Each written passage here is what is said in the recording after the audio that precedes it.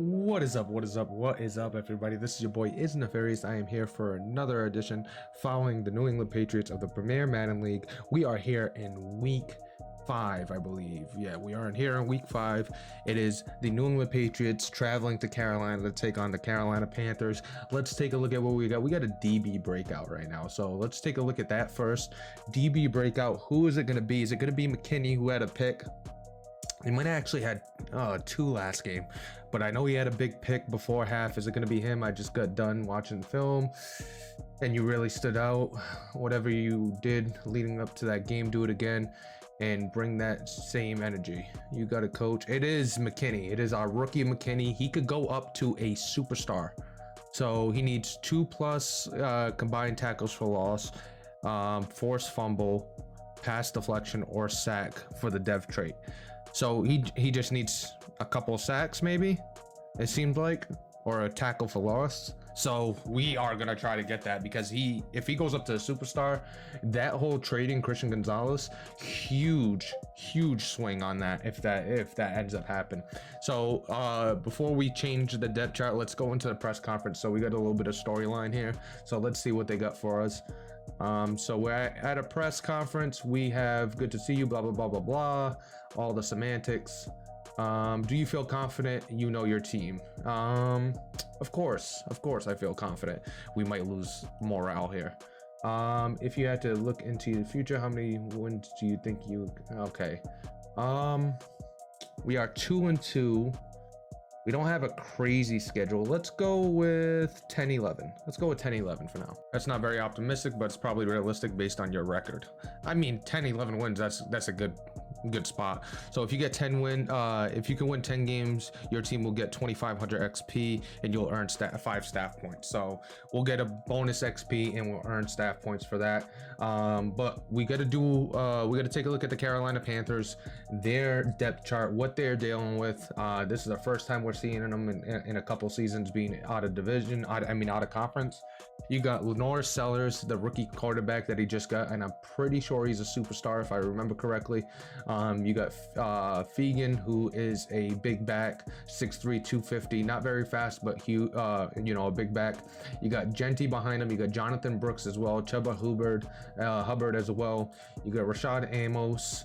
You got Travis Hunter and Xavier Legette, both developed quite nicely, 95, 94 respectively. You also got DJ Moore that he brought back. You got Arian Smith, Mylan Graham, and then you also got Brew McCoy. Taking a look at the tight ends, you got Chase Claypool there. You got Corey Dyches, who I think is more of a running back that he moved to fullback, but he's using him as a tight end. And that is pretty interesting. He has good run block though, 63 run block, so it's pretty good. Mike Higgins behind him. You also got Damian Lewis, left tackle. Taking a look, he doesn't have great pass block finesse. That is definitely something we could take advantage of. He's got Ukwanu in the middle. He's also got Taylor Morton in the middle. He's got Tegra Tchbola, I guess. He's got Robert Hunt as well. So offensive line is pretty good, not too bad. That left tackle seems like somebody we could take advantage of. That right guard also, it's not as good. So definitely something we could take advantage of. Taking a look at the defensive ends, you got Desmond Evans on one side, you got Daryl Peterson on the other. Taking a look at the defensive tackles, Derek Brown there, Travis Jones, Devontae Wyatt. That's a nice little snag. Very athletic defensive tackle. You got Maury Barno at the left outside linebacker. You got Aiden Hall. You got Trevin Wallace in the middle. 2 good middle linebackers there. You also got Sindor in that right outside linebacker. Taking a look at the corners. You're taking a look at the corners, you got Brandon Stevens, the #1 corner. You got Razul Douglas. You got Joshua Williams. Then you got Jacoby Covington. So decent defensive backfield. Free safety, you got Tony Grimes. You also got Jason Marshall, who's the strong safety. So a nice little backfield, a solid team that he has. So it's definitely going to be a tough game to win. Really good team overall wise. I think I got to go back to the main screen to see it, but 89 overall, 91 offense, 87 defense. So definitely a team that's better than us currently. He did a good job building that team, having some high draft picks. We are going to make some changes though. Omari and Hampton there. Take a look. You got Hanson, you got AJ Brown, you got Nico Collins, Roman Wilson. We're going to change Roman Wilson. We got to get the rookie involved.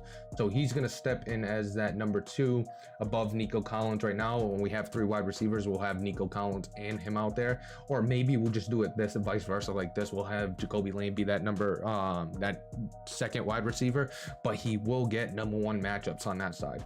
So maybe it's just better to just put Nico Collins there. So let's go with Nico Collins as the 3 and the 2 be Jacoby Lane. Take a look. You got Nesbitt as the tight end. We don't have Michael Mayer back yet. You got Stanley, you got Decker, you got Odwenu, you still got Lasoya at the right guard. You got Brian O'Neill. Nothing changing there. Left end, you got Barmore. You got Keanu Colt at the right end, and you get defensive tackle in Alfred Collins. Taking a look at the outside linebackers, going to stick with Jared Verse on one end. You got Efford and Tavai in the middle. Then you got Drew Sanders. We are doing a 3-4 moving forward. So you got Hairston out there. McKinney, like I said, if he gets this dev, he jumps up to a superstar, and that'll be huge for the team. He's got Keenan Johnson behind him, Bryce Pullock as well. Marcus Jones, Bryce Pullock there. But there's one change we want to make with McKinney. We're actually going to put him in the slot on some occasions. So let's get him and move him here because we want him rushing in and potentially getting a sack or getting a tackle for loss with good blitzes and things like that. Maybe it's even somebody we'll use her, but we need that dev to make that DB room respectable again. But we're gonna jump into training. Hopefully everybody comes out uninjured, so we have a fully healthy team going into this game. All right, training is complete. We did misspeak though. I thought that McKinney was a star dev. He's actually normal dev. Still, we could go up to star, you know, that helps out the DB room. I thought it was a star dev. It looked like that dev story was a little too good to be true, a little simple. Hopefully we could get it. Hopefully we could get him to star dev. But now let's jump into the game. Let's see how we do against the Carolina Panthers this week. Here we are in beautiful North Carolina. The New England Patriots taking on the Carolina Panthers. 2-2 New England versus the 1-3 Carolina Panthers. Both teams showing some signs of struggling to begin the season. And the New England Patriots going to receive the ball first. Rookie running back Caleb Jackson's going to take it out. He gets tackled and then he drops the ball on the turf. And the Carolina Panthers are able to recover it, setting up a 1st and 10 inside the red zone. He's going to run it on this very first play to set up a 2nd and 2. And then the very next play, you're going to have Wesley Williams beat the left guard, end up getting into the quarterback's lap there, able to cause a sack. And then the very next play after that, he's able to stop him. And then Guidry gets around the edge and he gets a block field goal. And then Sanders is going to pick it up. Is he going to be able to get into the end zone? He's got a Carolina Panther chasing him. He's able to get him, but sets up a 1st and 10 for the New England Patriots on a 37. Hampton to start the drive is going to break a tackle and get a good gain there. 2nd and 2 coming up. Can the New England Patriots start off a good drive after getting the ball on the 40? He finds Nico Collins on 3rd and 2, setting up inside the 15. And then AJ Brown on a flat route is going to break a tackle. He's going to get into the end zone to make it 7-0. So after some bad luck to start, he gets some good luck to the New England Patriots. And then the defense doing their thing on 3rd and 4, setting up a 3 and out. And then you're going to have the very next drive, you're going to have Hanson with a broken tackle and a big gain there. So the offense is clicking on all cylinders as Hampton's going to get it on the sweep. He's going to get the edge. He's going to get up the sideline and then pushed out of bounds after breaking a tackle inside the 20. And then you're going to have Hampton once again on the ground, be able to break a tackle, get inside the 5 to the 3-yard line, setting up a 1st and goal. And on the very next play, Drake May's going to keep it here. He's going to bounce off a few offensive linemen, get into the end zone to make it 14-0. So the offense is definitely clicking on all cylinders, and the Carolina offense is trying to answer it with a big run there, but they're unable to get any touchdowns on this. They're able to get some points though with that field goal, but the defense on the Patriots side doing their thing, and the offense definitely doing their thing. A nice throw there by Drake May. He's going to drop back. He's going to find Nesbitt over the middle, one-on-one. He's able to go up and get it, break a tackle, break 2 tackles, get into the end zone. 21-3 just score right now. The offense is looking really good, the defense as well. But here comes the Carolina Panthers. A nice throw there. Higgins comes down with it, and he's not able to make too many guys miss, but gets him inside the 20. But it's not for a touchdown. They're gonna end up stalling out 4th and 2. You're going to see a field goal there as the New England Patriots have a 21-6 lead, and under 2 minutes to go, they're going to force a punt, the Carolina defense, and the punt is a ridiculous one from the end zone all the way to the 11 for the Carolina Panthers, since they had nobody back there returning. And then you're going to have a conservative call on 3rd and 10 right before half to set up a 4th and 9. That pretty much takes us to halftime with a 21-6 score. At the moment, the New England Patriots looking really good. The Carolina Panthers offense moving the ball but struggling, and they're going to start off the second half trying to change the status quo.